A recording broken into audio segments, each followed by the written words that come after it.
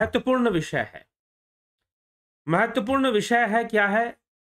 तुम्हारा कल्याण तुम ही करोगे। सच्चे गुरु का उपदेश। जी हां, आज का जो विषय है वो सच्चे गुरु का उपदेश है। आप पूछना, कई बार लोग पूछते हैं कि गुरु सच्चा है, ये कैसे पता चलेगा? कई बार लोग यह प्रश्न करते हैं कि गुरु सच्चा है तो कैसे पता चलेगा? तो लगभग आज उसी विषय पर चर्चा है कि गुरु सच्चा है, वह क्या बताएगा आपको। तो चर्चा तो हमारी चल रही है विवेक चूड़ामणि आदि गुरु शंकराचार्य द्वारा रचित विवेक चूड़ामणि पर। और कल हमने यह विषय लिया था कि गुरु से क्या प्रश्न करना चाहिए, गुरु से क्या पूछना चाहिए। एक शिष्य को जब गुरु के पास वो जाए तो गुरु से उसे क्या प्रश्न करना चाहिए, इस विषय पर कल हमने चर्चा की थी। और उसका क्या उत्तर निकला था यह भी हमने देखा था कि शिष्य ने क्या प्रश्न किया। को नाम बंधा कथमेश आगता कथम प्रतिष्ठास्य कथम विमोक्षः, को असावनात्मा परमः कथा का आत्मा, तयोर विवेका कथमे तदुच्चिताम। बंधन क्या है, यह बंधन कैसे हुआ, इसकी स्थिति कैसे हुई, अर्थात हम बंधन की स्थिति में कैसे आ गए, और इससे मोक्ष कैसे मिलेगा, इस बंधन से मोक्ष कैसे मिलेगा, मुक्ति कैसे होगी, अनात्मा क्या है और आत्मा क्या है, और उनका विवेक कैसे होगा अनात्म और आत्म वस्तु का। कृपया इन सभी प्रश्नों का उत्तर मुझे दीजिए। शिष्य ने गुरु से यह प्रश्न किया। विवेक चूड़ामणि के व्याख्या में यह प्रश्न आता है और इसी प्रश्न को सुनकर गुरु शिष्य की प्रशंसा करते, धन्यो असि कृतकृत्यो असि पावितम ते कुलम त्वया, यद विद्या बंध मुक्त्या ब्रह्मी भवितुमिच्छसि। तू धन्य है, कृतकृत्य है, तेरा कुल तुझसे पवित्र हो गया क्योंकि तू अविद्या रूपी बंधन से छूटकर ब्रह्म भाव को प्राप्त होना चाहता है। तू बंधन के बारे में जानना चाहता है क्योंकि बंधन के बारे में जानकर ही मोक्ष का अनुसंधान कर पाना संभव है। अगर समस्या को सही से समझ लिया जाए तो उसका समाधान आधा वैसे ही निकल जाएगा और फिर थोड़ा प्रयास करने से पूर्ण समाधान ही निकल जाएगा। इसीलिए शिष्य समस्या पे प्रश्न कर रहा है। यहां पर शिष्य समस्या पे प्रश्न कर रहा है, को नाम बंधा, कि बंधन क्या है, यह बंधन कैसे बना, बंधन की स्थिति कैसे आई और इससे मोक्ष कैसे होगा, आत्म क्या है और अनात्मा क्या है, अनात्मा आत्मा क्या है। कृपया मुझे यह सब समझाइए कि मैं बंधन से कैसे मुक्त होऊंगा। तो अब जो है गुरु समझाना शुरू करता है, गुरु बताना शुरू करता है। क्या बताएगा जी, बताइए। बंधन से मुक्त कैसे होगा, तो क्या बताना चाहिए गुरु को? आप लोग जरा सोचिए, खुद से भी थोड़ा विचार कीजिए। आपको क्या लगता है गुरु को यहां पर क्या उत्तर देना चाहिए, कैसे समझाना प्रयास करना चाहिए? हमें अपना बंधन काटने के लिए, हमें मोक्ष की प्राप्ति के लिए सबसे पहली शर्त क्या है? ध्यान योग अगर हम करना चाहते हैं, हम मुक्त होना चाहते हैं इस माइक बंधन से, इस प्रपंच से, प्रपंच के बंधन से हम मुक्त होना चाहते हैं, क्योंकि यही तो दुख का कारण है, यही तो व्याधि का कारण है। अगर हम इससे मुक्त हो जाना चाहते हैं तो सबसे पहली शर्त क्या हो सकती है? तो गुरुदेव क्या, अगर गुरु से उसने पूछा कि बंधन क्या है, चलो पहले तो हमने ये जाना कि प्रश्न कैसा पूछना चाहिए गुरु से। कल इस विषय पर हमने चर्चा कर ली थी। और लोग क्या प्रश्न लेकर जाते हैं? कोई आवे तो बेटा मांगे भेंट रुपया लीजिए जी, कोई आवे तो दुख का मारा, इन अंधों का क्या कीजिए जी। कोई कुछ मांगता है, कोई कुछ मांगता है, मांगने में लोग लगे रहते हैं। गुरु के पास मांगने के लिए जाते हैं, सोच के जाते हैं गुरु जी के शरण में चले जाते हैं, कुछ ना कुछ बढ़िया हो जाएगा, चलो नौकरी नहीं लग रही, नौकरी लग जाए, कुछ संतान हो जाए, विवाह हो जाए, ऐसी तरह की भावनाएं लेकर लोग संतों के पास चले जाते हैं। और फिर कहते हैं कि भाई गुरु जी ने कुछ कर दिया, अब तो ये क्या हो गया। अरे तुम सोच ही गलत लेकर गए थे, अपनी गलती मानते नहीं हो और दूसरों को दोष देते हो। तुम सोच ही गलत लेकर गए थे। तो गुरु के पास जो जाकर प्रश्न करना था वो प्रश्न तो हुआ नहीं और समस्या दूसरी खड़ी हो जाती है। तो शिष्य ने सही सही प्रश्न कर दिया कि बंधन क्या है, यह बंधन कैसे बना, बंधन की स्थिति में हम कैसे आ गए, अब इससे मोक्ष कैसे होगा, अनात्मा क्या है, आत्मा क्या है, विवेक कैसे प्राप्त होगा, ये सब मुझे बताइए। शिष्य ने गुरु के सामने प्रश्न, गुरु ने प्रशंसा कर दी कि भाई धन्य वसी कृत्यो कृत्यो वसी, धन्य हो तुम, कृत्य कृत्य हो तुम, तुम्हारा कुल धन्य है जिस कुल में तुमने जन्म लिया है कि तुम अविद्या रूपी बंधन से मुक्त होकर ब्रह्म भाव को प्राप्त होना चाहते हो। धन्य है तुम्हारे जैसे शिष्य। ऐसे गुरु ने उसकी प्रशंसा कर दी। अब गुरु उत्तर देना शुरू कर रहे हैं। तो गुरु को क्या उत्तर देना चाहिए, आप बताएंगे जरा, कमेंट करके बता दीजिए कि भाई गुरु को क्या उत्तर देना चाहिए कि भाई दुख बंधन से कैसे मुक्त होगा। सीधी सी बात है, गुरु बिन भाव निधिता रहे ना कोई, जो बिरंच शंकर सम होई। यही तो उत्तर देना चाहिए ना, गुरु को यही समझाना चाहिए, गुरु के बिना इस भव सागर से कोई पार नहीं उतर सकता।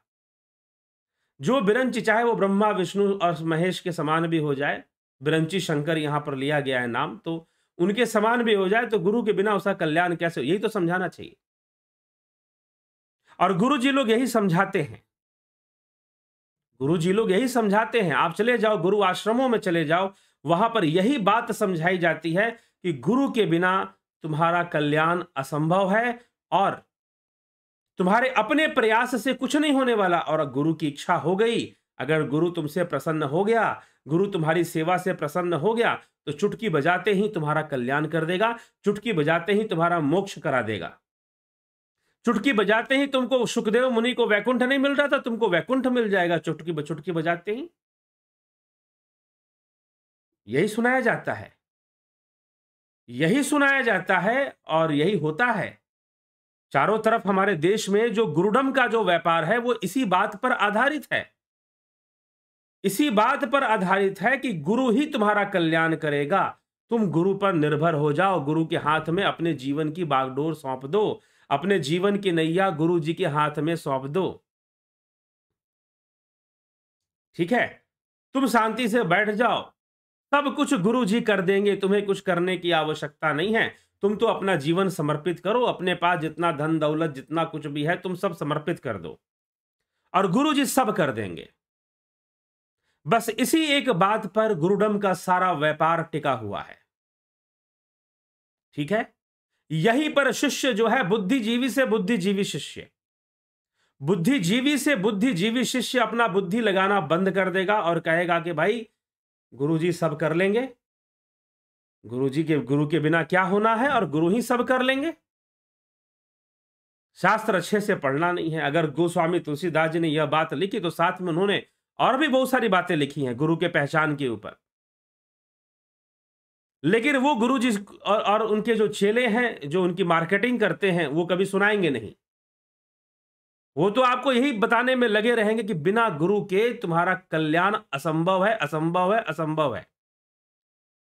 कोई कुछ भी नहीं कर सकता, ना तुमसे कुछ हो सकता है, मात्र गुरु ही कर सकता है, ये समझाने में लगे रहेंगे। और इसी के नाम पर गुरुडम का सारा व्यापार चलता है, सारा बिजनेस चलता है, इसी बात पर, इसी एक बात पर चलता है कि गुरु के बिना तुम्हारा कल्याण असंभव है। और उससे मिले जुले बहुत सारी बातें सुना दी जाएंगी आपको, उससे मिली जुली बहुत सारी बातें आपको सुना दी जाएंगी और आप उनको सुनकर भाई हां यही सत्य है कि बिना गुरु के तो कल्याण असंभव है, हो ही नहीं सकता, मैं क्या कर सकता हूं, जो करेगा गुरु करेगा, जो करेगा गुरु करेगा, यही बात समझा दी जाती है और आप यही बात समझकर रहते हो और इसी में अपना जीवन व्यतीत करना शुरू कर देते हो और कहीं ना कहीं आप फिर से वही बन जाते हो, वही कुएं के मेंढक, और क्या बनोगे फिर, वही बन जाते हो कूप मंडूक। हमारे शास्त्रों में उसे कहा गया कूप मंडूक। ये जो मैं कुएं का मेंढक बार बार बोलता हूं, ऐसा मत सोच लीजिएगा कि मेरी निजी विचारधारा है या मेरे निजी शब्द हैं, जी नहीं, हमारे शास्त्रों में कूप मंडूक की बात की गई है, हमारे शास्त्रों में भी कूप मंडूक की बात की गई है, कुएं के मेंढक की बात की गई, इसलिए बोलता हूं, ये शास्त्र सम्मत उदाहरण है ये कुएं का मेंढक बताना। तो यही होने वाला है, लेकिन आदि गुरु शंकराचार्य जी यहां पर कुछ क्रांतिकारी विचार रख रहे हैं। सच्चे गुरु का सच्चा उपदेश यही है।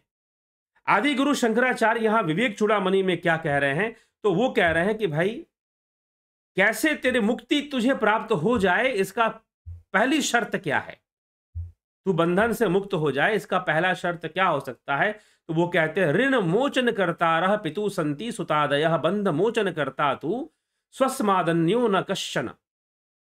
पिता के ऋण को चुकाने वाले तो पुत्र आदि भी होते हैं, परंतु भव बंधन से छुड़ाने वाला अपने से भिन्न और कोई नहीं होता। कितनी सुंदर बात! एक सेंटेंस में ही, एक श्लोक में ही इधर की बात उधर हो गई। सारा गुरुडम के ऊपर क्या हो गया? कुठाराघात हो गया। संपूर्ण गुरुडम के व्यापार के ऊपर कुठाराघात हो गया। संपूर्ण गुरुडम के व्यापार पर कुल्हाड़ चल गई, समझ लो, कटार चल गई। यहां आदि गुरु शंकराचार्य, एक श्लोक नहीं है, कई श्लोक हैं। आदि गुरु शंकराचार्य क्या कहते हैं? सीधा एक ही बार में कह देते हैं ऋण मोचन करता रह पितु संति सुतादयः बंध मोचन करता तू स्वस्मादन्यो न कश्चन। पिता के ऋण को चुकाने वाले तो पुत्र आदि भी होते हैं, परंतु भव बंधन से मुक्ति या छुड़ाने वाले अपने से भिन्न और कोई नहीं है।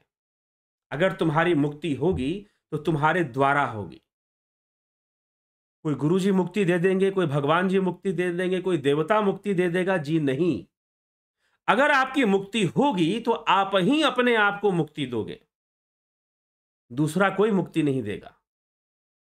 तो गुरुदेव शिष्य को, शिष्य जितना ईमानदारी से प्रश्न करता है, गुरु उतनी ही ईमानदारी से शिष्य को उत्तर देता है। गुरु का कोई लक्ष्य नहीं है कि वो मेरे पीछे लगे। गुरु का लक्ष्य है सिखाना। गुरु का काम है सिखाना कि सीखो, जानो, जनाना उसका कार्य है, वो जनाएगा। लेकिन यहां आदि गुरु शंकराचार्य कहते हैं कि भाई पिता के ऋण तो पुत्र भी दे देते हैं, परंतु इस भव बंधन से मुक्ति तुम्हारे अलावा तुम्हें दूसरा कोई दे नहीं पाएगा। तुम्हारे अलावा तुम्हें दूसरा कोई दे नहीं पाएगा। तुम अपने आप को ही मुक्त करोगे। तो तुम्हारा स्व प्रयत्न, तुम्हारा आत्म प्रयास सर्वोपरि है। अगर तुम्हें मुक्ति नहीं चाहिए तो बड़े से बड़ा गुरु और सिद्ध पुरुष भी आ जाए तो तुम्हें मुक्ति नहीं दे पाएगा, चाहे तुम गुरु धारण कर लो। अगर तुम्हारे मन की दिशा, इसलिए मैं कई बार कह चुका हूं इस बात को कि बड़े से बड़ा गुरु, बड़े से बड़ा सिद्ध पुरुष, स्वयं अगस्त्य आ जाएं, दधीची आ जाएं, विश्वामित्र आ जाएं, वशिष्ठ आ जाएं जो कि श्री रामचंद्र जी के गुरु थे, स्वयं संदीपनी आ जाएं, लेकिन अगर तुम्हारी इच्छा नहीं है मुक्त होने की, तुम्हारी इच्छा नहीं है मोक्ष प्राप्ति की, तो दुनिया की कोई ताकत तुम्हें मुक्त नहीं कर पाएगी, कोई नहीं कर पाएगा। स्वयं राम और कृष्ण भी आ जाए तुमको ज्ञान देने के लिए, स्वयं बुद्ध महावीर भी आ जाए, कोई भी आ जाए, तुमको, तुम्हारी मुक्ति जब तक तुम्हारा अपना प्रयास नहीं होगा, कोई गुरु तुरु तुम्हारा कल्याण करने का सामर्थ्य नहीं रखता है। तुम्हारा अपना ही प्रयास सर्वोपरि है। उसके बाद गुरु कृपा है, उसके बाद गुरु की सहायता है, गुरु का ज्ञान है। तुम्हारी अपनी तीव्र इच्छा, विविदिशा होनी चाहिए, विविदिशा होनी चाहिए, तीव्र इच्छा मोक्ष प्राप्ति की, यही विविदिशा है। तो जब तक तुम्हारे भीतर नहीं होगा तब तक दूसरा कौन तुम्हें भला मुक्ति दे देगा? यही आदि गुरु शंकराचार्य यहां पर इस प्रकरण में कह रहे हैं। इसका नाम है स्व प्रयत्न की प्रधानता। प्रधानता स्व प्रयत्न की है। अगर आप ही कोई प्रयास नहीं करेंगे तो कोई गुरु या कोई आपकी सहायता नहीं कर पाएगा। ऋण मोचन करता रह पितु संति सुतादया बंध मोचन करता तू स्वसमादन्यो न कश्चन। पिता के ऋण को चुकाने वाले तो पुत्रादि भी होते हैं, परंतु भव बंधन से छुड़ाने वाले अपने से भिन्न कोई नहीं होता। मस्तक कन्य अस्त्र भारा देर दुख मन्नेर निवार्यते क्षुधा दिकृत दुखम तू विना स्वेन न केनचित। सिर पर रखे हुए बोझ को दुख और भी दूर कर सकते हैं। सिर पर रखा हुआ बोझ का जो दुख है वो और भी दूर कर सकते हैं, परंतु भूख प्यास आदि का दुख अपने सिवा और कोई नहीं मिटा सकता। भूख प्यास आदि का जो दुख है वो अपने सिवा और कोई नहीं मिटा सकता। ठीक। पथ्य मौषध सेवा च क्रियते येन रोगिना आरोग्य सिद्धिर दृष्टास्य नान्यानुष्ठित कर्मणा। अथवा जैसे जो रोगी पथ्य और औषध का सेवन करता है, उसी को आरोग्य सिद्धि होती देखी जाती है, किसी और को नहीं। अरे भाई, जो दवा खाएगा दवा का असर उसी को होगा, दूसरे को थोड़ी ना हो जाएगा। ठीक है, तो ये हमें समझना चाहिए। इसीलिए सारे प्रयास अपने से करने चाहिए। वस्तु स्वरूपम स्फुट बोध चक्षुषा स्वेनैव वेदम ननु पंडितेन चंद्र स्वरूपम निज चक्षुषैव ज्ञातव्य मन्नेर वगम्यते किम।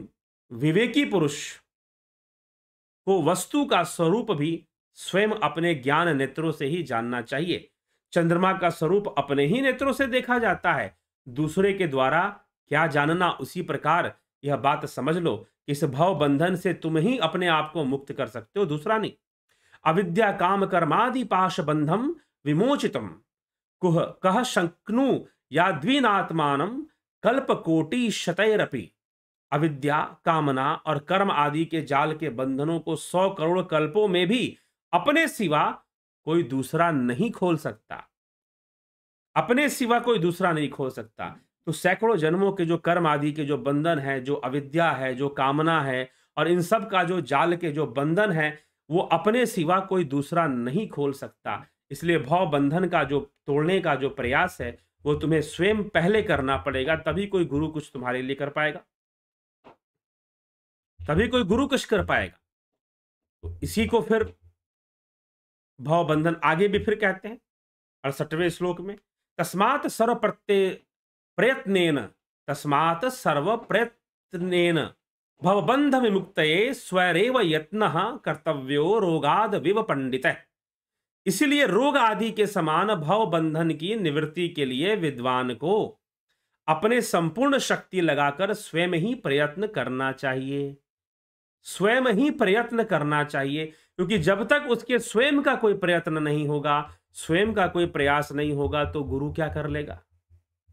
गुरु क्या कर लेगा? गुरु क्या ऐसे ही आपको कल्याण कर देगा? तो विवेक चूड़ामणि के अंतर्गत स्व प्रयत्न की प्रधानता, इसको समझाते हुए, शिष्य को समझाते हुए आदि गुरु शंकराचार्य कहते हैं, शिष्य को समझाते हुए आदि गुरु शंकराचार्य यहां पर यह बात कह रहे हैं कि भैया, जब तक तुम अपना कोई प्रयास नहीं करोगे, अपनी कोई कोशिश तुम्हारी नहीं है, अपनी कोई साधना नहीं है, अपनी कोई मुक्त होने की इच्छा नहीं है, बस गुरु बना लेना है कि भाई गुरु जी बना लेते हैं तो मुक्ति मिल जाएगी। मुक्ति किस चिड़िया का नाम है?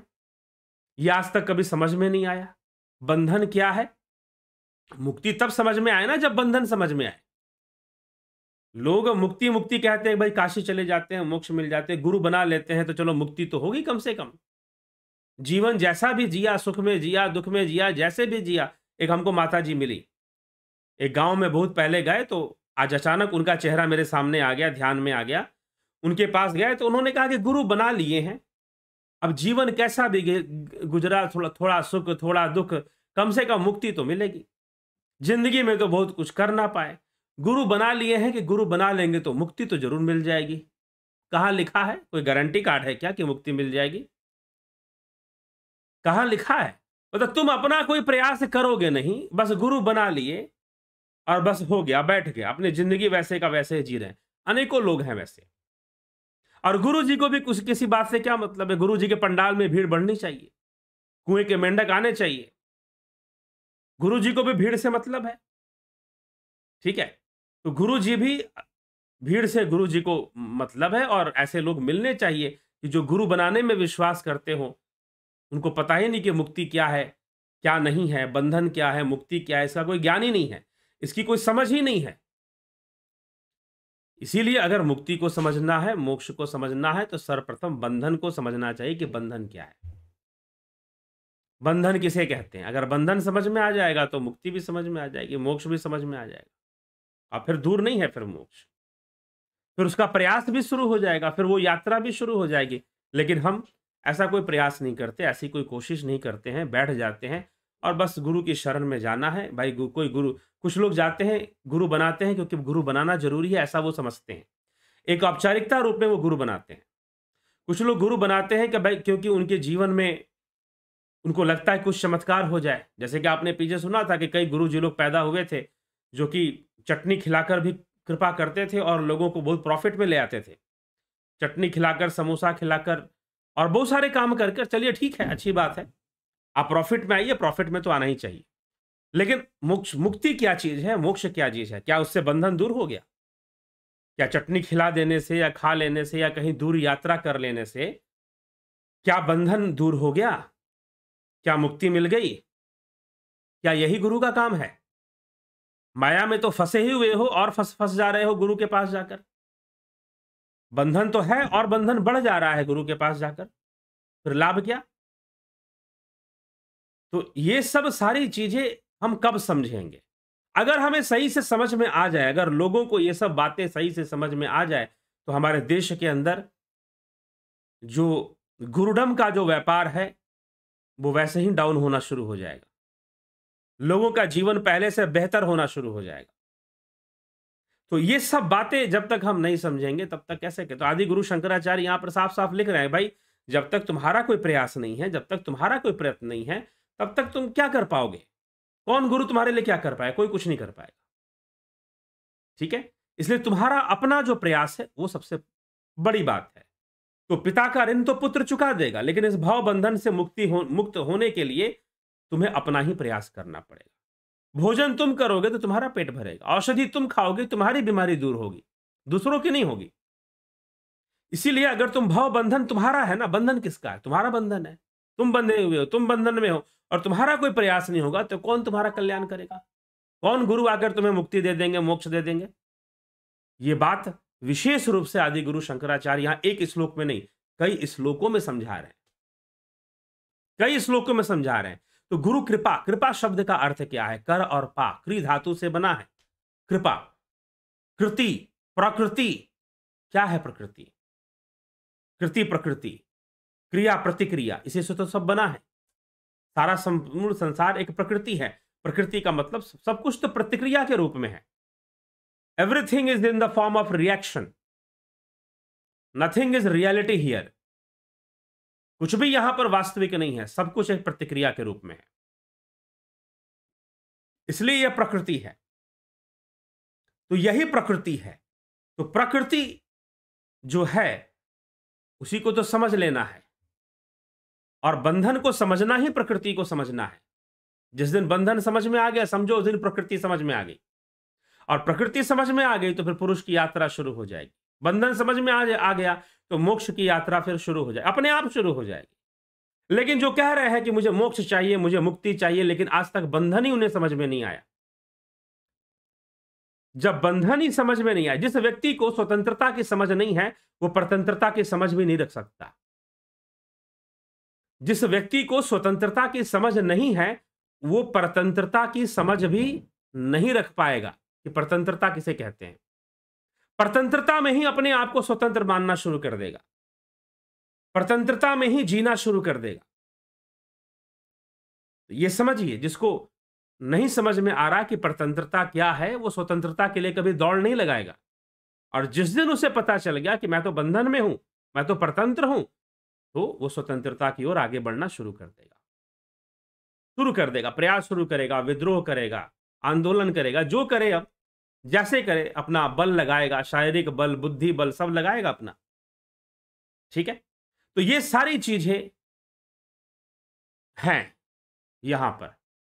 तो हमें यह बात समझना है और समझकर हमें चलना है, और अपना प्रयास, जब तक हमारा अपना प्रयास नहीं होगा तब तक इस लक्ष्य की प्राप्ति, जीवन के लक्ष्य की प्राप्ति संभव नहीं है। यही आदि गुरु शंकराचार्य समझा रहे हैं। परंतु आजकल आपको ये बात बताने वाले कम लोग मिलेंगे, इस बात का राग अलापने वाले ज्यादा लोग मिलेंगे कि गुरु ही करने वाला है, गुरु ही मुक्ति देगा, तुम बस गुरु की शरण में चले जाओ और अपनी बुद्धि लगानी बंद कर दो, तर्क लगाना बंद कर दो। नहीं समझ में आएगा गुरु की लीला, गुरु की बातें, बुद्धि लगाओगे तो जैसा कहा जा रहा है वैसा वैसा मानते रहो, वैसा वैसा करते रहो। यही समझाने में लोग पड़े हुए हैं, क्योंकि बाजार इसी से चलता है, व्यापार इसी से चलता है। लेकिन यहां पर आदि गुरु शंकराचार्य को कोई भीड़ इकट्ठा नहीं करनी, आदि गुरु शंकराचार्य को कोई भ्रमित नहीं करना लोगों को। इसीलिए आदि गुरु शंकराचार्य साफ साफ यहां पर कह रहे हैं कि जब तक तुम्हारा प्रयत्न नहीं होगा, जब तक तुम्हारा अपना स्व प्रयत्न जब तक नहीं होगा, तब तक यह मुक्ति संभव नहीं है, तब तक बंधन से दूरी संभव नहीं है। यह बंधन नहीं टूटने वाला, मोक्ष नहीं मिलने वाला, ये समझाने की कोशिश यहां पर की जा रही है। इसलिए तुम्हारा कल्याण तुम ही कर सकते हो, दूसरा कौन करेगा?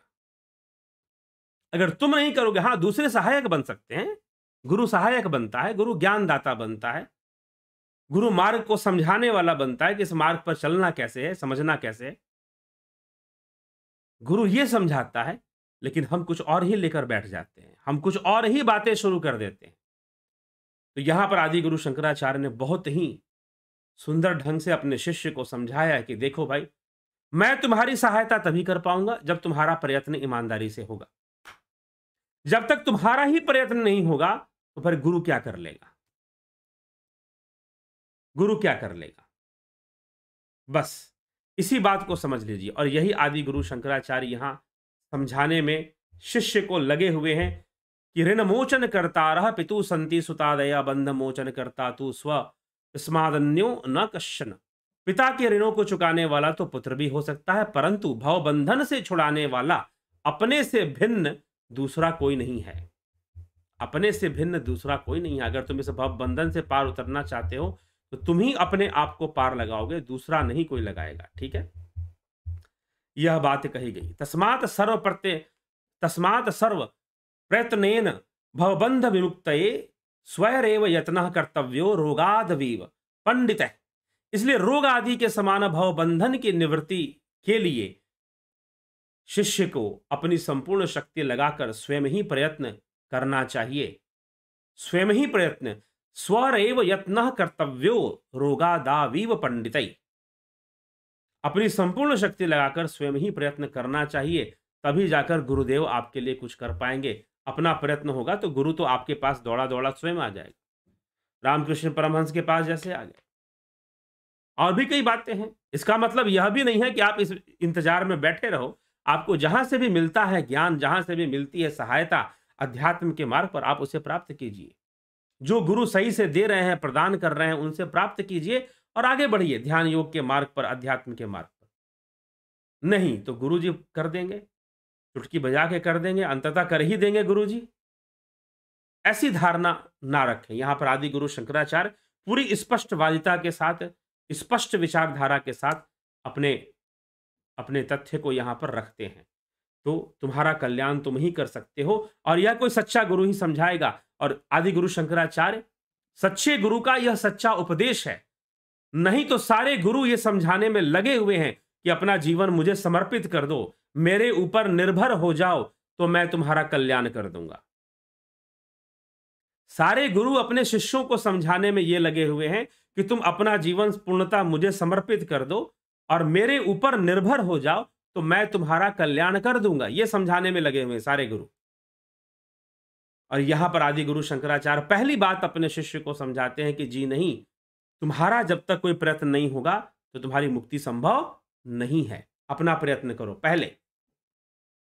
पहले कोई सहयोगी बन सकता है, कोई मार्ग में सहायक बन सकता है और वही हमें ढूंढना चाहिए और वही तो गुरु है। बात सत्य है कि गुरु के बिना संभव नहीं है, परंतु फिर भी आपका प्रयास, अगर मान लीजिए गुरु मिल गया और आपका कोई अपना प्रयास ही नहीं है, आप तो बैठ गए भाई हम तो गुरु बना लिया, गुरु मंत्र ले लिया, गुरु जी को दक्षिणा दे दी और दक्षिणा देते रहेंगे जैसे वो इंश्योरेंस हो, जैसे आपने बीमा करवा लिया हो कोई। हाँ कि भाई टर्म इंश्योरेंस, टर्म प्लान ले लेते हैं एक। कुछ लोग मेडिक्लेम ले लेते हैं, मेडिकल इंश्योरेंस ले लेते हैं, भरते रहेंगे। किसी दिन बीमारी लगेगी तो फिर पैसा मिलेगा हमको हॉस्पिटल में खर्चा के लिए। तो कुछ लोग इस ढंग से गुरु धारण कर लेते हैं। गुरु ले लिया, गुरु बना लिया, गुरु जी को दक्षिणा देते रहेंगे और गुरु जी को भी क्या है, दक्षिणा तो मिल रही है ना, क्या दिक्कत है। हाँ तो दक्षिणा देते रहेंगे गुरु जी को और सब कल्याण तो मुक्ति हो ही जाएगी, मुक्त कर देंगे वो हमको। कुछ इस तरह की धारणा हम बना लेते हैं। ऐसी सारी धारणाओं पर कुठाराघात कर रहे हैं, ऐसी सारी धारणाओं का खंडन कर रहे हैं और खंडन कर कर यहां पर कह रहे हैं कि पुत्र, जब तक तुम्हारी इच्छा नहीं है, जब तक तुम्हारा अपना प्रयास नहीं है, कोई तुम्हारी सहायता करने वाला नहीं है। हाँ, पिता का ऋण पुत्र चुका देगा, लेकिन भव बंधन से मुक्ति के लिए तो स्वप्रयत्न ही काम आएगा। इसलिए संपूर्ण शक्ति से शिष्य को, साधक को स्वप्रयत्न में लग जाना चाहिए। संपूर्ण शक्ति से शिष्य को स्वप्रयत्न में लग जाना चाहिए। बस यही उपदेश आदि गुरु शंकराचार्य यहाँ पर दे रहे हैं और हमें यही समझना चाहिए।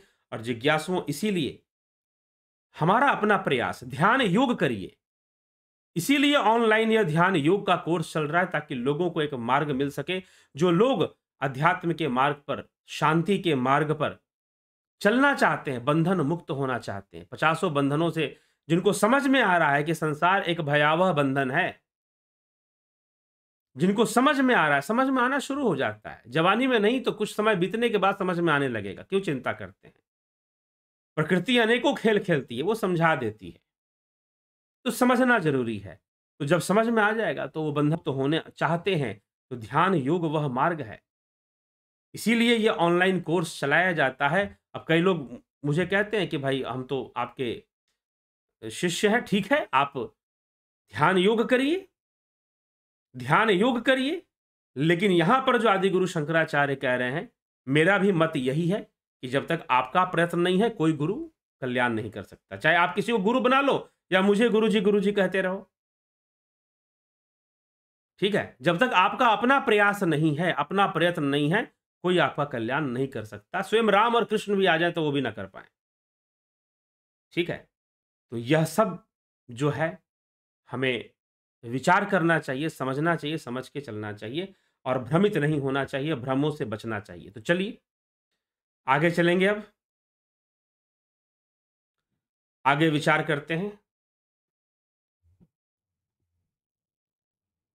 और साथ ही बढ़ते हुए क्रम में हम आपके कमेंट्स, आपके जो टिप्पणियां हैं, उन पर भी थोड़ा ध्यान देंगे कि टिप्पणियां आपकी क्या कहती हैं, आप क्या कह रहे हैं अपने कमेंट्स में, उनको भी फोकस में अब लिया जाएगा, देखा जाएगा क्या कर चल रहा है, चैट रूम में क्या चल रहा है, लोग क्या क्या कह रहे हैं, विचार करते हैं। विक्रम सिंह जी बहुत बहुत अभिनंदन, जगत नारायण जी बहुत बहुत अभिनंदन, के मिन्हास जी, विमला शाह जी, संजय कुमार जी प्रणाम। ध्यान में जो अनुभव होता है वो दूसरे से बताने पर वह रुक जाता है, क्या अदृश्य शक्ति रोकती है? ऐसा कुछ भी नहीं है, ऐसा कुछ भी नहीं है कि दूसरों को बताएंगे तो वो रुक जाएगी। हाँ, आप गलत ढंग से ना बताएं, पहली बात तो ये, ठीक है। अगर बताना किसी को, उसी को बताएं जो जिज्ञासु हो, सबको ना बताएं।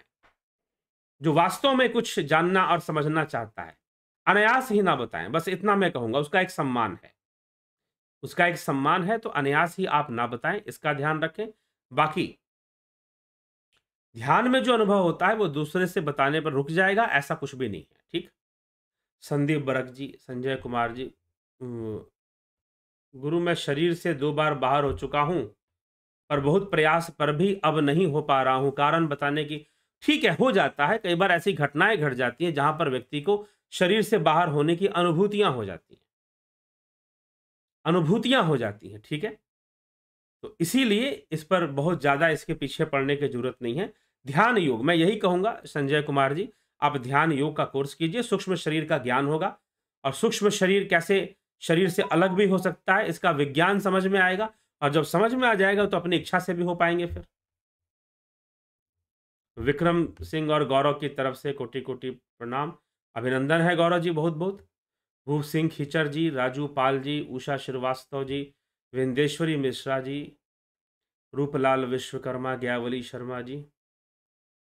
क्या मोक्ष के बाद भी जीव का जड़ता से संबंध होता है? जी नहीं होता। कैसा संबंध? अगर संबंध रहेगा तो बंधन भी रहेगा, फिर अगर संबंध रहेगा तो फिर बंधन रहेगा, जड़ता बनी रहेगी, फिर जड़ता फिर बनी रहेगी। ज्ञावली शर्मा, विंदेश्वरी मिश्रा, रमेश पेशवानी जी बहुत अभिनंदन, रामनिवास मीना, सविता नायक जी, चित्रंजन बरुआ जी, सरोज कृष्णानी जी, सोमनाथ शिंदे जी, अर्जन चौहान जी, बलवंत सिंह गोहिल, माधुरी कोल्हे, जितेंद्र साहू, अर्जन पाटिल, पिंटू वासवा, गंभीर शाह, कमलेश खैरनर, मिथिलेश सिंह, सबका बहुत बहुत अभिनंदन है जी, सभी लोगों का। दीपा मैकलिस्टर जी बहुत बहुत अभिनंदन आपका। मिथिलेश सिंह जी, धन्य है आप जो हमें मिले, अन्यथा हम तो टूट चुके थे। चलो जी। हरिमोहन गुप्ता जी, गुरु जी राम जी और कृष्ण जी के हाथों से इनकी मरण हुआ, उनकी कौन सी गति हुई? उनकी सदगति हुई। जिनकी मृत्यु श्री राम जी के और श्री कृष्ण जी से जिनकी हाथों मृत्यु हुई, उनकी सद्गति हुई। मोक्ष हुआ ऐसा नहीं है, सद्गति हुई। ठीक है, सद्गति मतलब वो मोक्ष के मार्ग पर आ गए, उनको पाप योनि से उनकी मुक्ति हो गई। जयंती दत्ता जी, राम प्रकाश जी, बेस्ट फ्रेंड्स, सुरेंद्र शुक्ला, हरिमोहन गुप्ता जी, प्रणाम। भेद भक्ति क्या है? क्या मुक्ति में आवागमन होता है, मोक्ष में नहीं होता है? कृपया मार्ग। जीवन मुक्ति एक होता है, जीवन मुक्ति कहने का मतलब कि जन्म मृत्यु से मुक्ति, वहां सूक्ष्म शरीर रहता है, ठीक, वहां जन्म मरण मुक्ति उसको हम कहेंगे। लेकिन मुख्य रूप से मुक्ति और मोक्ष प्रायवाची ही है। अगर व्याकरण के अनुसार, भाषा के अनुसार अगर आप जाते हैं, भाषा के विज्ञान के अनुसार, तो मुक्ति और मोक्ष एक दूसरे के प्रायवाची हैं। मोक्ष का भी अर्थ है बंधन का खंडन, मुक्ति का भी अर्थ है बंधन का खंडन, एक ही बात है। लेकिन एक अवस्था होती है सिद्धों की, योगियों की, जहां पर वो जीवन मुक्त होते हैं, जन्म मरण के चक्कर से वो मुक्त होते हैं। लेकिन सूक्ष्म संस्कार और सूक्ष्म इच्छाएं रहती हैं, कम से कम दूसरों का कल्याण करने की इच्छा रहती है, जिसके कारण वो शरीर धारण करते हैं, और वही लोग सतगुरु आदि के रूप में प्रतिष्ठित होकर मार्गदर्शन करते हैं लोगों का। सच्चे सतगुरु की बात कर रहा हूं, ऐसे ही कोई नाम वाला सतगुरु नहीं। ठीक है, अवधेश कुमार, गुरुदेव प्रणाम जी। विपिन कुमार जी, अखंड शब्द किसे कहते हैं? अखंड शब्द क्या है? अखंड शब्द वही ब्रह्म ही अखंड शब्द है। सोनू ब्लॉग एंटरमेंट, संजय सोदिया जी, ओम हरि हर, आपको कोटि कोटि नमन, अभिनंदन है आपका।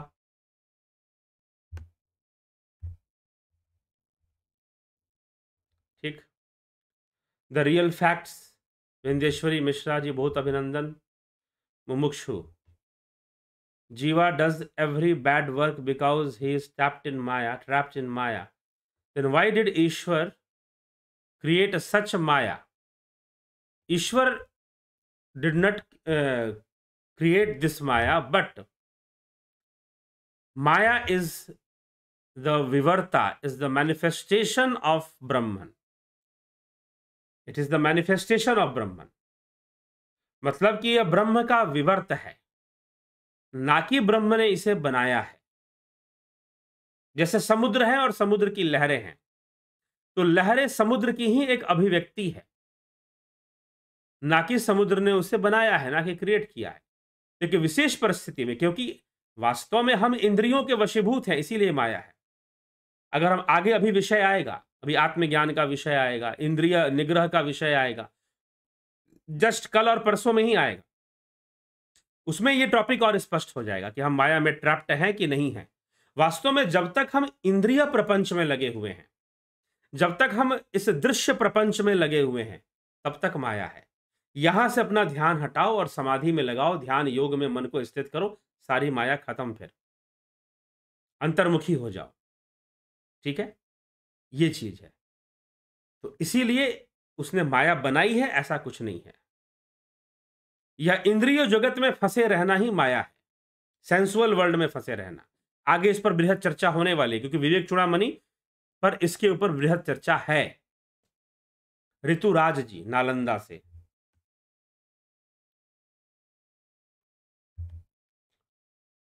पैसा कमाने के लिए आप क्या क्या कर रहे हैं? सर, आपने प्रारंभ में परिश्रम और मेहनत से, बल से ज्ञान सीखा, बल से, मेहनत के बल से ज्ञान सीखा, परिश्रम और बुद्धि के बल से दर्शन और योग दर्शन की सहायता से भी सभी रहस्य को समझा जा सकता है।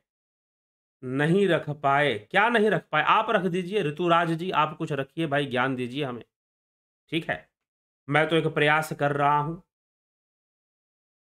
ठीक, तो और लोगों की जो सहायता कर सकता हूं वो कर रहा हूं। आप मुझसे ज्यादा जानते हैं तो कृपया आप जरूर करिए, और मुझे लगा तो मैं आपकी शरण में आ जाऊंगा ऋतुराज जी। ठीक है, तो जरूर करिए। बहुत बहुत अभिनंदन आपका। मुमुक्षु जी, अद्वैत या वशिष्ठ अद्वैत में डिफरेंस बता दीजिए। विशिष्ट अद्वैत, अद्वैत और विशिष्ट अद्वैत का इसके ऊपर वीडियो बनी हुई है, आप बेहतर होगा आप उस वीडियो को देख लीजिए, तो आपको वो स्पष्ट हो जाएगा। यही अद्वैत और विशिष्ट अद्वैत में कि अद्वैत के अंदर भगवान ईश्वर और ब्रह्म का भेद बताया गया है, ब्रह्म का भेद बताया गया है। विशिष्टाद्वैत में इस भेद को खत्म कर कर यह कहा जा रहा है कि एक ही शक्ति है जो भावातीत रूप में ब्रह्म है और भाव शक्ति के रूप में ईश्वर है या भगवान है। इस बात से लिया गया है। यह एक मूल अंतर है विशिष्टाद्वैत और अद्वैत का, ठीक है। लेकिन अवस्थाओं का स्पष्टीकरण होने के लिए, अवस्थाओं का स्पष्टीकरण होने के लिए जो है अद्वैत को समझना ज्यादा जरूरी है कि भावातीत और भाव शक्ति में क्या अंतर है। तो ईश्वर को भाव शक्ति के रूप में स्वीकार किया गया है और ब्रह्म को भावातीत के रूप में, क्यों? भावनाओं से परे है, भावनाओं से परे है, ठीक है। तो यह हमें समझना चाहिए और समझकर हमको चलना चाहिए। चलिए आगे बढ़ते हैं। नमः शिवाय शक्ति। सच्चे गुरु और कहाँ हैं? सभी व्यापारी हैं साहब, लाखों में एक ही कोई पूर्ण गुरु मिलते हैं और पूर्ण गुरु अपने आप भंवरा जैसे होते हैं, वह अपने जैसे बना देते हैं, इसमें किसी प्रकार का संदेह नहीं है, ठीक। तो चलो वो बातें, ये एक अलग विषय है। नमः शिवाय शक्ति जी, ये एक अलग विषय है। जो मुख्य विषय है, जो मुख्य विषय है वह क्या है कि सच्चा गुरु क्या उपदेश करेगा। और आज यही है कि जो सच्चा गुरु है वो कभी आपको यह नहीं बोलेगा कि मैं ही सब करने वाला हूं और बस आजा, जैसे कि आजकल चलता है। ऐसे गांवों के अंदर ऐसे हजारों की संख्या में, लाखों करोड़ों की संख्या में लोग हैं जो ये कहते हैं कि हम तो भाई गुरु ज्ञान ले लिए, मंत्र ले लिए, गुरु जी को दक्षिणा देते रहते हैं, हर महीने निकालते रहते हैं उनका अंश, और जो है हमारी मुक्ति हो जाएगी। ठीक है, आपका दान अच्छी बात है, धर्म के नाम पर आप दान कर रहे हैं, बहुत ही अच्छी बात है। किसी संत पुरुष को आप दे रहे हैं, दान कर रहे हैं, और गुरु है तो दक्षिणा तो बनता है, दक्षिणा तो बनता है। दक्षिणा इसीलिए, यह तो गुरु परंपरा के अंदर है दक्षिणा का नियम, ठीक। तो इसीलिए ध्यान योग भी होता है तो बिना दक्षिणा के तो होता नहीं है। आपसे जरूर कुछ, आप कुछ, क्योंकि गंभीरता बहुत जरूरी है। ऐसे ही किसी को कुछ भी बता देने की बात शास्त्र स्वीकार नहीं करते हैं, ठीक। तो उस गंभीरता से ही किसी बात को धारण करना चाहिए, ग्रहण करना चाहिए। चलिए, तो ये चीज है, तो यही समझना चाहिए। और सच्चे गुरु कहां, सभी व्यापारी हैं। व्यापार एक अलग विषय है, यह जीवन ही एक व्यापार है। श्वास लेते हो, हवा जाती है, ऑक्सीजन ग्रहण होता है, कार्बन डाइऑक्साइड बाहर निकलता, व्यापार चल रहा है। आपका संपूर्ण जीवन ही एक व्यापार है, संपूर्ण प्रकृति ही व्यापार है। प्रकृति के अंदर हर कर्म व्यापार के रूप में है। कर्म करोगे फल मिलेगा, व्यापार ही तो है, अगर आप इसको व्यापार कहते हैं तो, ठीक। इसलिए एक शब्द निकला था सच्चा सौदा, आज बदनाम हो गया है, बात अलग है। सच्चा सौदा यह गुरु नानक देव का शब्द था। ये अभी गुरु नानक जयंती हमने मनाई, प्रकाश उत्सव, तो यह गुरु नानक देव का यह शब्द था, सच्चा सौदा। भले आज किसी कारण से यह बदनाम सा हो चुका है, छोड़िए इसको, लेकिन है तो सौदा ही, ठीक है। इसीलिए गुरु की ईमानदारी, गुरु सबसे पहली बात क्या समझाते हैं? गुरु यहां पर सबसे पहली बात समझा रहे हैं, विवेक चूड़ामणि का जो यह मंतव्य है, यह जो बात है, यह सबसे पहले वो यह समझा रहे हैं कि अपना प्रयास, अगर तुम अपना प्रयास नहीं करोगे तो कोई तुम्हारा कल्याण नहीं कर पाएगा। तुम्हारा अपना प्रयास सर्वोपरि है, ठीक। उसके बाद ही गुरु कृपा, गुरु का ज्ञान, गुरु की सहायता, सारी चीजें आपकी सहायता करेंगी। तुम कुछ करना नहीं चाहते हो और चाहते हो कि हम बस गुरु जी से ज्ञान ले लें, गुरु जी सब कर दें, तो ऐसे नहीं चलता है। बस यही समझने की जरूरत है, और लोग बहुत भ्रम में हैं, इसीलिए इन सब चक्करों में पड़े रहते हैं। चलिए, ऋषि गेमर जी बहुत बहुत अभिनंदन। सिर्फ गुरु में शक्ति होती है कि वह अपने शिष्यों को अपने जैसा बना देते हैं, इसमें किसी प्रकार का संदेह नहीं है। वह दक्षिणा में विश्वास नहीं रखते, अपने जैसा अपने को बना लेते हैं। ये बात क्यों कहते हैं भाई? अगर मान लो कि अब गुरु जी, गुरु की करनी गुरु जाने, चेला की चेला, ये ध्यान रखिएगा, यह भी गलत है, ठीक है। तो गुरु कर ले आप समान, तो गुरु तत्व वहां पर आत्मा को गुरु माना गया, ये भी ध्यान रखिएगा। आत्मा ही गुरु है, ये शास्त्र कहते हैं इस बात को। इसीलिए गुरु सर्वव्यापी है। गुरु अपने चेहरे से जो शरीर धारण कर जो चेहरा लेकर आया है उससे सर्वव्यापी नहीं है, वो आत्मा रूप में सर्वव्यापी। यही भगवान कृष्ण कहते हैं, अहम आत्मा गुणाकेश सर्वभूताश स्थित। अर्जुन में आत्मा के रूप में सभी भूतों में स्थित हूं, सभी भूतों में स्थित आत्मा मैं ही हूं, ये सही अर्थ होगा। अहम आत्मा गुणाकेश सर्वभूताश स्थित। ठीक, तो ये गुरु कर ले आप समान, यहां भी कूपमंडूकता आ जाएगी, यहां भी कूपमंडूकता आ जाएगी।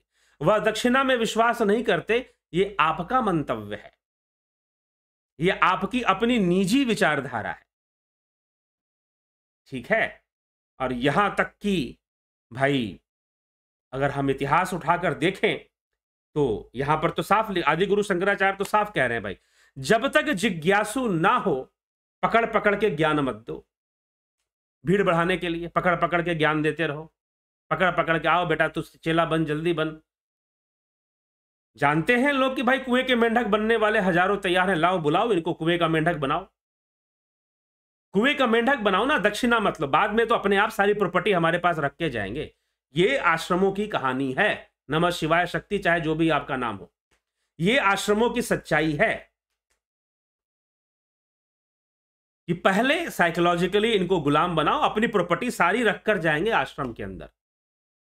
ठीक है, समझे? इससे बेहतर वो गुरु है जो दक्षिणा लेकर कुछ दे रहा है कि भाई लो जाओ, लो ज्ञान लो, अपने ज्ञान के मार्ग पर आप चलो, जो किसी शिष्य को पंगु नहीं बना रहा है। यहां पर गुरु वर्ग शिष्य को पंगु बनाने में लगा रहता है कि तुम अपाहिज होकर जिंदगी जियो।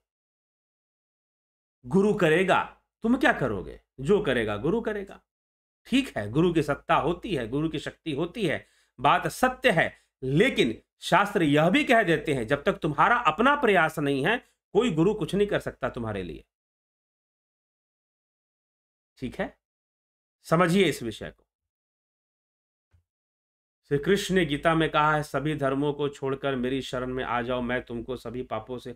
इस श्लोक के आगे पीछे भी अध्ययन करना चाहिए, इस श्लोक के आगे पीछे के श्लोक भी अध्ययन करने चाहिए, तो यह बात स्पष्ट होगी कि किस बात से बात शुरू होकर कहां पर पहुंची है। ठीक, तो कॉन्सेप्ट ज्यादा क्लियर होगा। लेकिन क्या है कि सर्वधर्मान परित्यज्य मामेकम शरणम व्रज हम त्वाम सर्व पापेभ्यो मोक्षयिष्यामि मा शुचः। सुना दिया गया, रट लिया गया और सुना दिया गया। आपने बस उतना ही सुना, पूरी गीता नहीं सुनी आपने। समस्या यहां पर आ जाती है, आपने बस वो उतना ही सुना, पूरी गीता आपने नहीं सुनी। अब जैसे स्वधर्म है, स्वधर्म की बहुत सारी लोग बातें करते हैं, लेकिन आप श्रीमद् भगवद गीता पढ़ेंगे, स्वधर्म अर्जुन के लिए उसका क्षत्रिय होना, योद्धा होना ही उसका स्वधर्म कृष्ण बता रहे हैं कि तू ब्रह्मचारी होने की बात मत कर, तू योद्धा है, तू क्षत्रिय है, तू वही होने की बात कर, यही तेरा स्वधर्म है। क्योंकि अर्जुन कह रहा है कि मैं ब्रह्मचारी बन जाऊंगा। इसलिए श्रीमद् भगवद गीता वास्तव में ये कृष्ण कह रहे हैं कि अर्जुन बहुत सारे उधेड़ बुन में लगा हुआ है कि गुरुजन है, मेरे पितामह हैं, मुझे पाप लगेगा, मैं युद्ध करूंगा।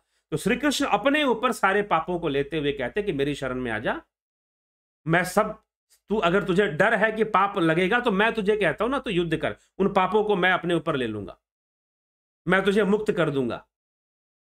क्योंकि ओवरऑल कृष्ण का उद्देश्य क्या है कि Arjun should stand to fight, युद्ध के लिए उसे तैयार हो जाना चाहिए, क्योंकि वही उसका निष्काम कर्म है, वही उसका कर्तव्य है उस समय के लिए। अगर वो यह नहीं करेगा तो उसे प्रारंभ में ही, प्रथम दूसरे अध्याय में ही उसे नपुंसक कह दिया है कि ये तो नपुंसकता है, तो जो बोल रहा है कि नहीं करेगा।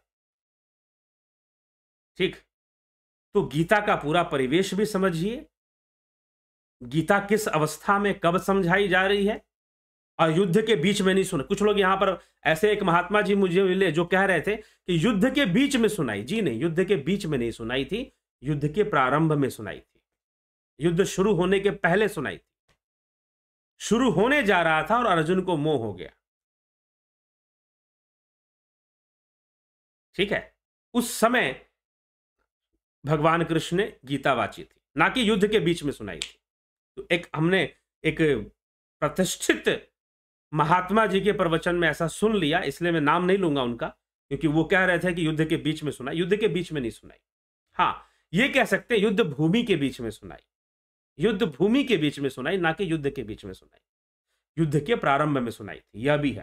तो इसीलिए पूरा परिवेश गीता का समझना चाहिए। इसीलिए गीता के ऊपर पूरा सीरीज है, उसको आप सुनिए और दोबारा ले आएंगे। गीता पर एक सीरीज दोबारा लाएंगे, तो प्लेलिस्ट बना हुआ है गीता पर, आप उसको देखिए, सुनिए, जानिए, उसको समझिए।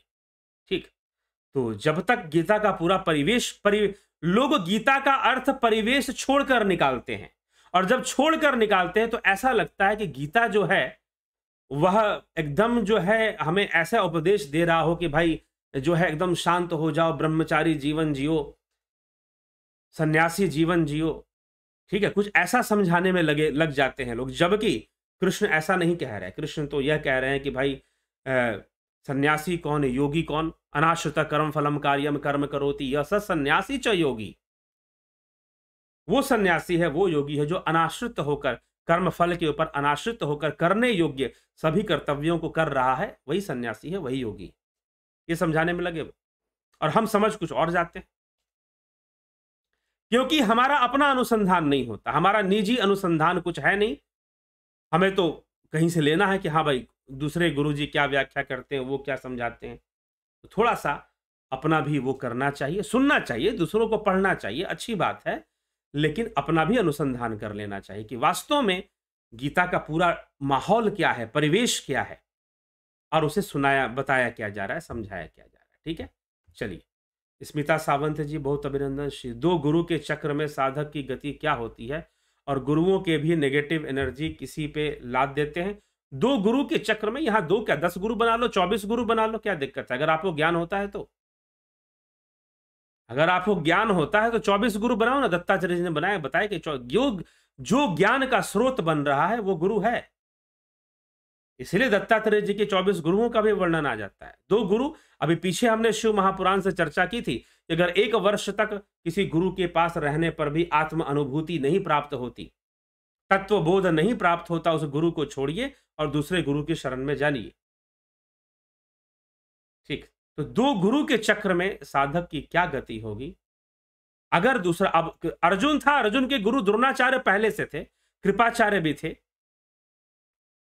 कृष्ण को गुरु बनाने की क्या आवश्यकता थी? कृष्ण को गुरु, क्योंकि अर्जुन ने कहा कि आप मेरे गुरु, मैं आपका शिष्य, गीत श्रीमद् भगवद गीता में अंत में जाकर कहा उसने। तो क्या आवश्यकता थी गुरु बनाने की अर्जुन को? अर्जुन के तो पहले से गुरु थे। तो सबसे बड़ा पाप तो अर्जुन को लगना चाहिए था कि भाई उसने गुरु बदल लिया, द्रोणाचार्य को छोड़ दिया, द्रोणाचार्य से अब उसे युद्ध करना है। कृष्ण ने अपना चेला बनाया और कहा कि दूसरे गुरु को मार। जरा सोचो, कृष्ण ने अर्जुन को अपना चेला बना लिया और कहा कि पहले वाले गुरु को तू मार। अब कितना बड़ा पाप अर्जुन को फिर लगेगा। लेकिन कृष्ण कह रहे हैं कि मेरी शरण में आ जा, कुछ नहीं होगा। बात ज्ञान की है। अगर कहीं से आपको मिलता है तो आप जरूर ज्ञान को प्राप्त कीजिए। यहां पर 2 और 3 गुरु वाली कोई बात नहीं है। जहां से भी आपको सहयोग मिलता है उस ज्ञान के मार्ग पर, उसको आप प्राप्त कीजिए। ठीक है, उसको आप जरूर प्राप्त कीजिए और ज्ञान के मार्ग पर आगे बढ़िए, साधना के मार्ग पर आगे बढ़िए। हम तो गुरु जी की शरण में चले गए, अब गुरु जी सब कर देंगे। यह विचारधारा इतनी ज्यादा भर दी जाती है, इतनी ज्यादा हमारे दिमाग में ठूस दी जाती है कि भाई अब हम गुरु भक्त होना हम अपने ईगो पे ले लेते हैं। गुरु भक्त होना यह हमारा अहंकार बन जाता है कि हम सबसे बड़े वाले गुरु भक्त हैं, हम ही हैं गुरु जी के प्रति समर्पित। हमारा समर्पण, हम अपना समर्पण प्रूव करने में, और आश्रमों के अंदर ऐसा माहौल बनाया जाता है कि प्रत्येक व्यक्ति अपना समर्पण प्रूव करने में पता नहीं क्या क्या कर देता है। ठीक है, अपना समर्पण प्रमाणित करने में पता नहीं क्या क्या नहीं कर देगा वो। ठीक है, तो यहां पर आदि गुरु शंकराचार्य, विवेक चूड़ामणि की है जो चर्चा है, वो समझा रही है कि आपका अपना प्रयास सर्वोपरि है। जब तक आप अपना प्रयत्न नहीं करेंगे तब तक कुछ नहीं होने वाला। जिस प्रकार से खुद खाओगे तो खुद का पेट भरेगा, दूसरों को खिलाओगे तो दूसरों का पेट भरेगा। तो जब तक आपका अपना प्रयास नहीं है, अपनी साधना नहीं है, अपना ज्ञान नहीं है, अपना कोई प्रयत्न नहीं है, तब तक आडंबर ही मिलेगा गुरु के नाम पर, पाखंड ही मिलेगा और आपको यही समझाया जाएगा कि सब कुछ छोड़ दो, सब कुछ कर दो, दे दो, समर्पित हो जाओ, और इसी तरह से आप अपना समर्पण प्रूव करने में लगे रहेंगे कि आप बहुत बड़े श्रेष्ठ हैं। आप ऐसे माहौल में, माहौल काम करता है, जिस भीड़ में रहेंगे ना आप, वहां की साइकोलॉजी काम करेगी। अगर 1000 लोग जयकारा लगाएंगे तो आपको भी लगेगा कि भाई मुझे भी जयकारा लगाना चाहिए, नहीं तो लोग मुझे कुछ दूसरी दृष्टि से देखेंगे। ये यहां पर शुरू हो जाता है, ये काम यहां पर शुरू हो जाता है। ठीक है, तो यहां पर कूप मंडूकता शुरू हो जाती है। टर टर टर, एक मेंढक ने बोला, सब बोलेंगे टर टर टर। ये स्थिति पैदा हो जाती है। फिर आपके अपने प्रयास का सारा महत्व खत्म हो जाता है, और गुरु जी जो करेंगे, हम तो गुरु को समर्पण करेंगे, हम तो ठीक है गुरु के प्रति समर्पित होना चाहिए, लेकिन यह सब प्रक्रिया से गुजरने के बाद, आत्म प्रयास से गुजरने के बाद, आत्म प्रयत्न, स्वयं का प्रयत्न, स्वयं का प्रयास कुछ हो नहीं रहा है और आप गुरु समर्पण की बात कर रहे हैं। यही आदि गुरु शंकराचार्य यहां पर समझा रहे हैं कि अगर गुरु के समर्पित होना भी स्वयं का प्रयास है, अपना प्रयास है। तो ये सारी विषय हैं, कई विषय हैं जो कि तथाकथित आश्रमों में शिष्यों के बीच में रहते हैं, और उनके मन में भी प्रश्न रहता है कई प्रकार का गुरु को लेकर। गुरु सेवा करते हुए भी प्रश्न रहता है। तो इसीलिए अनेकों गुरु हैं हमारे देश के अंदर। आप विचार कीजिए, आपका प्रयास, आपका अपना निजी प्रयत्न सर्वोपरि है, वो आपको करना ही चाहिए। हाँ, गुरु सहयोगी बनेंगे, गुरु का ज्ञान सहयोग प्रदान करेगा और हमें सेतु देगा, हमारी तीव्रता को बढ़ाएगा, हमें उस मुक्ति के मार्ग पर हमारी गति को तीव्र करेगा। उस मार्ग पर कहाँ फिसलने का संभावना है, कहां पर मार्ग से गिरने की संभावना है, वो हमें समझा देगा और वास्तविक मार्ग और पाखंड से बचाएगा। नहीं तो पता चला कि पाखंड दूर करने के नाम पर एक नया पाखंड शुरू हो जाता है। हर जितने भी गुरु जी लोग हैं ना, सब पाखंड को दूर करने की बात कहते हैं, सब पाखंड को दूर करने की बात कहते हैं, लेकिन पाखंड दूर करने के नाम पर एक नया ही पाखंड शुरू कर देते हैं। कई गुरु जी लोग, मैं कितनी बार कह चुका हूं कि पूरा सारे देवी देवताओं की पूजा बंद करवा दी, जो वैदिक पूजा है वो सब बंद करवा दी, हवन यज्ञ वगैरह सब कुछ, और अपनी पूजा शुरू करवा दी, अपनी पत्नी, यहां तक कि अपने बच्चों तक की पूजा शुरू करवा दी। अब जो पूरे जो शिष्य समाज है वो गुरु जी का भी बर्थडे मनाता है, बच्चों का भी बर्थडे मनाता है, चल रहा है, चल रहा है ये सब। ठीक है, तो आप खुद, इसीलिए बस ठीक है, जहां जो भी चल रहा है चलने दीजिए, बस जागरूकता जरूरी है। तो यह जो विषय है, यह जो चर्चा है, जागरूकता के लिए, और अपनी विचारधारा भी नहीं, शास्त्र क्या कहते हैं। विवेक चूड़ामणि शंकर अद्वैत का मुख्य शास्त्र है, ठीक, और वो बहुत भली भांति गुरु और शिष्य के संबंध को बहुत बारीकी से आदि गुरु शंकराचार्य समझा रहे हैं। और एक सच्चे गुरु का उपदेश क्या होगा कि बेटा, तेरा अपना प्रयास सर्वप्रथम है, उसके बाद गुरु की कृपा है। अगर तेरा अपना ही प्रयास नहीं है तो कोई गुरु की कृपा काम करने वाली नहीं है। यही आदि गुरु शंकराचार्य यहां समझाने में लगे हुए हैं कि अपना प्रयास करो, अपनी इच्छा जागृत करो। पहले बंधन को समझोगे तभी तो मोक्ष समझ में आएगा, और बंधन ही ना समझ में आए तो मोक्ष कहां समझ में आएगा। और अपना ही प्रयास नहीं करोगे तो कोई दूसरा तुम्हारे मुख में निवाला थोड़ी ना डाल देगा। इसीलिए स्व प्रयत्न का जो महत्व है, इसे एक श्लोक में नहीं, कम से कम 20 श्लोकों में, 20 से 25 श्लोकों में आदि गुरु शंकराचार्य इसी को समझाया जा रहे हैं कि स्व प्रयत्न का क्या महत्व होता है। आत्मनिर्भरता आपको यहां चाहिए। आप अगर नहीं इच्छा रखेंगे, नहीं साधना करेंगे, नहीं कुछ करेंगे, तो दूसरा कोई क्या कर लेगा। ठीक है, चलिए, जगदीश भट्ट जी, गणेश पवार जी, गोपाल गोधनी जी, कितना आयाम हमारे धर्म में है। आयाम मतलब, अवनी प्रधान जी, बहुत अभिनंदन, नमः शिवाय। गुरु तत्व का मतलब था मेरा, क्या तत्व का मतलब? गुरु तत्व तो आत्मा है, गुरु तत्व ही आत्मा है।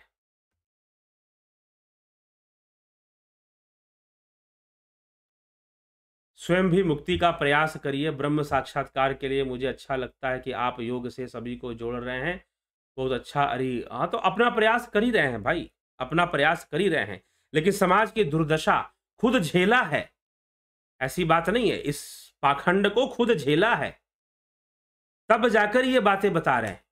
समझ गए ऋतुराज जी? ऐसे नहीं बता रहे, ये ऋण है मेरा, ये बताना जरूरी है समाज के लिए। दिन भर में एक ही लाइव करते हैं, एक ही बार यहां पर वीडियो डालते हैं। अगर ऐसा ही होता तो दिन भर वीडियो डालते, दिन भर वीडियो बनाने और डालने में ही लगे रहते। जी नहीं, अपनी साधना, सुबह के 4 घंटे इसी सब कामों में चले जाते हैं। ठीक, षडकर्म की कुछ क्रियाएं अवश्य करते हैं, नेति धोती नौली बस्ती आदि क्रियाएं जरूर करते हैं, और फिर अपनी साधना उतना कर लेने के बाद ही सोचते हैं कि यहां पर क्या बताया जाए। ठीक है, और ये चल रहा है। ठीक है, तो जरूर है ऋतुराज जी, मुझे लगता है कि आप मुझसे बेहतर लोगों को समझा सकते हैं।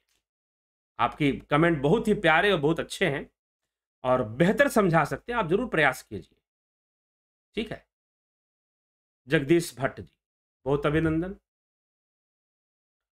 मुमुक्षु मोंक जाप अष्टावर्क कहते हैं कि तुम मुक्त हो, इंद्रियों के विषयों को विष समान समझो। जी हाँ, अष्टावक्र महागीता तो है ही, चर्चा भी हमने की है उसके ऊपर। किंग रवि रंजन जी, गुरु जी भाव बंधन से छूटने के लिए गुरु से दीक्षा लेनी चाहिए कि नहीं? लेनी चाहिए जी, बिल्कुल, लेकिन भाव बंधन से छूटने की जिम्मेदारी पहली आपकी है, उसके बाद गुरु की है। तो गुरु से लेनी चाहिए, बिल्कुल दीक्षा ले, लेकिन दीक्षा क्या चीज है यह भी जानना चाहिए। क्या मंत्र दीक्षा है? क्या कोई नाम दीक्षा है? दीक्षा शब्द का ही अर्थ क्या होता है? दिव्य अनुभूति ही दीक्षा है, दिव्य अनुभूति ही दीक्षा है। ठीक, विवेक चूड़ामणि कहां से आया? ये शब्द कहां से आया? उषा रानी मंजल जी पूछ रही हैं, विवेक चूड़ामणि शब्द कहां से आया? विवेक का मतलब तो विवेक है, और चूड़ामणि, चूड़ामणि का मतलब एक श्रेष्ठ मणि, जिसके मिल जाने से हमारे जीवन की संपूर्ण दरिद्रता खत्म हो जाएगी।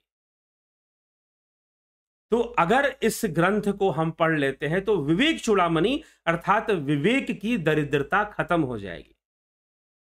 मनुष्य के पास विवेक की कमी है, विवेक की दरिद्रता है, तो विवेक चूड़ामणि आदि गुरु शंकराचार्य ने इसीलिए इसका नाम दिया है कि इसके अध्ययन से विवेक की जो दरिद्रता है लोगों के पास, उन्हें विवेक प्राप्त होगा। यह शब्द यहां से आया है, समझ गए? राखी जैन जी, हरिमोहन गुप्ता जी, बहुत बहुत अभिनंदन।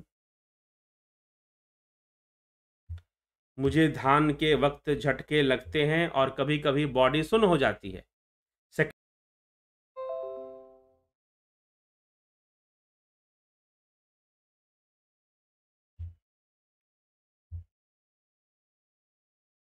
चलिए, थोड़ा सा यहां पर डिस्कनेक्शन प्रॉब्लम आ गया था, डिस्कनेक्ट हो गया था। थोड़ा सा डिस्कनेक्शन प्रॉब्लम के कारण आपको बफरिंग काफ़ी दिखाई दिया होगा, तो चिंता ना करें इस बफरिंग की, आगे कनेक्शन दोबारा इस्टेब्लिश हो चुका है, आगे बढ़ते हैं हम। ठीक है, तो आपके कमेंट्स ही चल रहे थे अभी। तो जगदीश भट्ट जी का हमने देख लिया। सौम्या शर्मा, जरूरी है कि गुरु भी स्वीकार करे तभी आत्मा अनुभूति होगी। जी हाँ, अपना प्रयत्न, ये बहुत अच्छी बात है, यह बहुत बिल्कुल सही बात है कि अपना प्रयत्न तो होना ही है, लेकिन फिर अब इसके बाद, अपने प्रयत्न के बाद गुरु का स्वीकार करना भी जरूरी है। अपना प्रयत्न होने के बाद गुरु का स्वीकार करना भी जरूरी है। ठीक है, तो यह बात यहां पर, अब गुरु का महत्व, जब तक अपना ही, इसलिए आदि गुरु शंकराचार्य कहते हैं कि जब तक अपना प्रयास नहीं होगा तो आगे की बातें संभव नहीं है। कि गुरु कृपा हो गई, दूसरी बातें हो गई, गुरु सेवा की बातें हो गई, वो सारी बातें बाद की बातें हैं। सबसे पहली बात है कि आपका अपना प्रयास होना चाहिए। अपना प्रयास होने के बाद, अपना प्रयास होने के बाद गुरु का स्वीकार करना उसके बाद अनिवार्य है। गुरु का स्वीकार करना उसके बाद जरूरी है, जैसा कि सौम्या शर्मा यहां पे कह रही हैं। तो अपना प्रयास होने के बाद अपना, इसलिए आदिगुरु, ऐसी बात नहीं कि आदिगुरु शंकराचार्य शिष्य को स्वीकार नहीं कर रहे हैं, लेकिन वो पहले समझा रहे हैं। एक सच्चे गुरु का ये सच्चा उपदेश है कि वो समझा रहे हैं कि बेटा, तू अपना प्रयास नहीं करेगा तो कोई कुछ नहीं कर सकता, कोई गुरु भी कुछ नहीं कर सकता, ठीक है। तो यही इंपॉर्टेंट टॉपिक है, यही समझने वाली बात है। तो स्व प्रयास, आत्म प्रयास, तुम्हारा कल्याण तुम्हारे बिना कोई तीसरा दूसरा नहीं कर सकता। पहला प्रयास तुम्ही को करना है, बाकी सब सहयोगी बन सकते हैं, शास्त्र सहयोगी बन सकते हैं, गुरु सहयोगी बन सकते हैं। तो चलिए अब आगे का विषय है आत्मज्ञान के बारे में गुरु बताएंगे, और आत्म प्रयास अभी भी चलेगा। अभी भी बहुत सारे श्लोक आत्म प्रयास पर आदि गुरु शंकराचार्य दे रहे हैं कि भाई तुम्हारा प्रयास सर्वोपरि है, और आत्मज्ञान की चर्चा कल से शुरू हो जाएगी, जो कि विवेक चूड़ामणि पर आधारित होगी।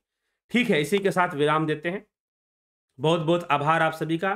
29 नवंबर से ध्यान योग का ऑनलाइन कोर्स शुरू हो रहा है, आपको ज्वाइन करना है। यह कोर्स सशुल्क होता है, निःशुल्क नहीं होता है, ठीक है, दक्षिणा के साथ होता है। तो यह कोर्स आप ज्वाइन करना चाहते हैं, इसका लाभ उठाना चाहते हैं, तो जरूर आप इसको ज्वाइन कर लीजिए। इससे संबंधित आपको जानकारी चाहिए, इससे संबंधित आपको जानकारी चाहिए तो आप व्हाट्सएप मैसेज कर लीजिए, उस पर कांटेक्ट कर लीजिए, ठीक है। दे देते हैं आपको।